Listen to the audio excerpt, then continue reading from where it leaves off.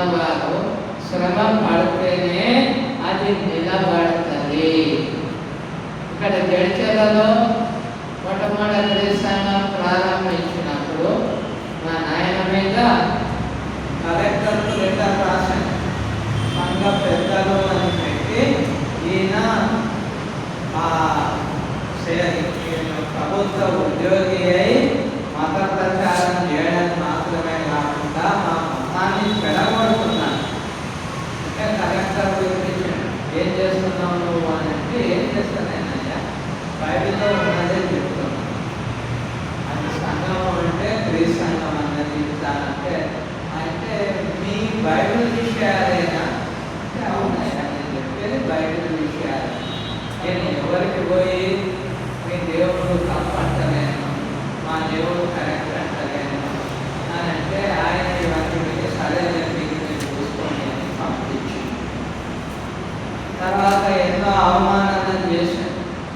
అన్నీ సహించినందువల్లనే ఈనాడు జడ్చర్లలో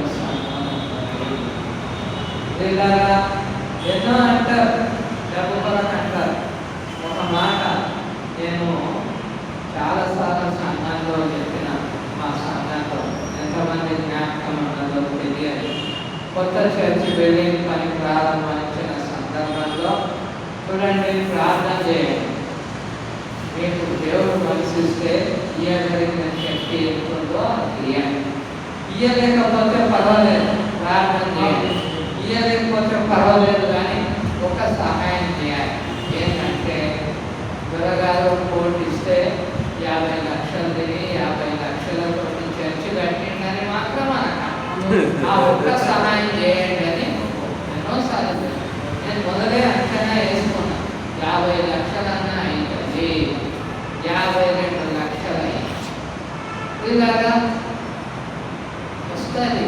అవమానం, చాలా మంది అవమానం చేస్తారు, నిందలు పెడతారు. తెలిసి తెలియక ఈర్ష అసూయల చేత ఎంతో కొంతమంది అన్నారు, అబ్బా మంచిగా కట్టినావు సాగని, కొంతమంది మంచిగా కట్టినావు తమ్మి అని నిన్న ఇంకా కొంతమంది, మరి కొంతమంది ఏమన్నారు, ఇది రోడ్డుకు అయినందుకు కనబడుతుంది లేదు అంటే మరి రోడ్డుకు లేనందుకు కనబడతలేదు, నువ్వేదో కట్టినా అని అనుకోకు అన్నట్టుగా ఈర్షపడేవారు. ఇలాగా అందువల్ల సత్యం సత్యం కొరకు శ్రమ పడ్డాడు. యేసు ప్రభు సత్యం కొరకు శ్రమ పడ్డాడు. మనం కూడా శ్రమ పడాలా? రోమీలకు రాబడిన పత్రిక 8వ అధ్యాయం, రోమా పత్రిక 8వ అధ్యాయం 17వ వచనంలో చూస్తే మనము వారసం అనగా దేవుని వారసం, క్రీస్తుతో కూడా మహిమ పొందుటకు ఆయనతో శ్రమ పడినే కదా క్రీస్తు క్రీస్తు ఒక వారసత్వాన్ని సంపాదించాడు తండ్రి దగ్గర లోకరీతిగా. అంటే తండ్రి పని కొరకు శ్రమ పడి ప్రాణం పెట్టినందుకు ఆయన జ్యేష్ఠునిగా లెక్కించబడ్డాడు. తీర్పు తీర్చడానికి తండ్రి అయిన దేవుడు కుమారుడైన దేవుడు కామని అప్పచెప్పాడు. అదేవిధంగా క్రీస్తు కూడా మనం శ్రమ పడితే, రోమా సంఘమా క్రీస్తు కూడా శ్రమ పడాలి. మనం కూడా శ్రమ పడాలి. ప్రతి బిడ్డ శ్రమ పడాలి. క్రైస్తవుడైన వాడు, సత్యాన్ని ఎరిగిన వాడు ఈ సత్యంలో ఉంచడానికి, మన కుటుంబాలను సత్యంలో ఉంచడానికి, ఇతరులను సత్యంలోకి నడిపించడానికి శ్రమ పడాలి. పౌలు మాదిరి పౌలు ఈ విధంగా అనుకోలేదు. ధర్మశాస్త్రం అది కూడా దేవుడు ఇచ్చిందే, పర్వాలేదు, నేను ఎందుకు ఈ శ్రమను పొందాలి అని వారు బాధతో కొడుతున్నా, ఆ యొక్క సంఘాన్ని గురించి అల్లరి చేస్తున్నా, దేవుని రాజ్యాన్ని గురించి ఎందుకు చెప్పవలసి వచ్చింది?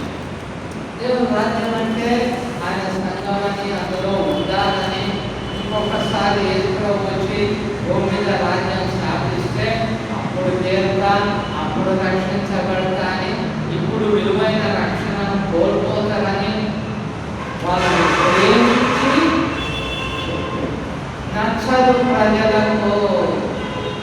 లేదా నీకు నీ ఇంటి వారికి అంటే మన ఇంట్లో ఉన్న వారికి నచ్చకపోవచ్చు, కానీ ఖచ్చితంగా చెప్పాలి. సేవకులమైన మనం ఎట్లా ఉండాలి? మనల్ని మన ఇంటి వారిని రక్షించుకునే వారుగా ఉండాలి. యెహోషువ ఏమన్నాడు? 24:15లో నేను నా ఇంటి వారు దాని సందర్భము భావము తెలుసుకోవాలి. సందర్భం ఏంటంటే వారు అన్య దేవతలను పూజిస్తున్నారు. అయితే నేను నా కుటుంబం దేవుని పూజిస్తాను అంటే మన కుటుంబం ఈనాడు సత్యాన్ని ఎరిగితే నేను నా కుటుంబం సత్యంలో ఉంటాను ఆ నిర్ణయం చేసుకోవాలి. దాని కొరకు మనం పాటుపడాలి. దాని కొరకు మన ఇంటి వారికి బోధించాలా అని అంటే బోధించగలిగే సామర్థ్యం రావాలి, నేర్చుకోవాలి. పేరు ఒక్కటే క్రీ సంఘం బైబిల్లో ఉంది. క్రీ సంఘం అంటే ఎందుకొరకు క్రీ సంఘంలో ఉంటారు? అది దేవుడు కాదు, అందుకొరకు ఉండాలి. సంఘంలో క్రీస్తు శిరస్సు యేసు ప్రభు, అందువల్ల సంఘానికి ఆ పేరు ఉండాలా? పేరు ఉండడమే కాదు, ఆ పద్ధతులను అనుసరించి ఆరాధన చేయాలా? ఈ విషయాలన్నీ మనం ఇతరులకు బోధించవలసిన వారు. లేదా క్రీస్తుని ఎరిగినంతనే కాదు, క్రీస్తుని ఎరిగిన తర్వాత ఆయన వాక్యానుసారంగా కదా, ఆయన వాక్యానుసారంగా ఆరాధన చేయాలా?